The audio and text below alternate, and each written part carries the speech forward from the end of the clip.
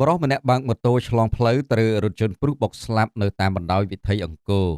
រាជធានីភ្នំពេញរថយន្តម៉ាកព្រុសមួយគ្រឿងបានបើកបោះពួយក្នុងល្បឿនលឿនហើយបុកជាមួយនឹងម៉ូតូមួយគ្រឿងដែលបត់ឆ្លងផ្លូវបណ្ដាលឲ្យបរិសុទ្ធម្នាក់ជាអ្នកបើកបរម៉ូតូត្រូវបានបាត់បង់ជីវិតនៅនឹងកន្លែងកើតហេតុភ្លាមៗតែម្ដងហេតុការណ៍គ្រោះថ្នាក់នេះបានកើតឡើងនៅវេលាម៉ោង1:30នាទីរសៀលថ្ងៃទី3ខែមីនាឆ្នាំ2025នេះស្ថិតនៅតាមបណ្ដោយផ្លូវបរិយអង្គរក្នុងសង្កាត់ច្រាំងចម្រេះទី1ខណ្ឌឫស្សីកែវរាជធានីភ្នំពេញរថយន្តម៉ាក Toyota ព្រុសពណ៌សពាក់ស្លាកលេខភ្នំពេញ 2CA 1626បើកបរដោយនារីម្នាក់ត្រូវបានសមត្ថកិច្ចធ្វើការឃាត់ខ្លួនបានភ្លាមៗចំណែកឯជនរងគ្រោះដែលស្លាប់ភ្លាមៗពុំទាន់ស្គាល់អត្តសញ្ញាណនៅឡើយនោះទេជិះម៉ូតូម៉ាក Honda Dream ពណ៌ខ្មៅពាក់ស្លាកលេខភ្នំពេញ 1CG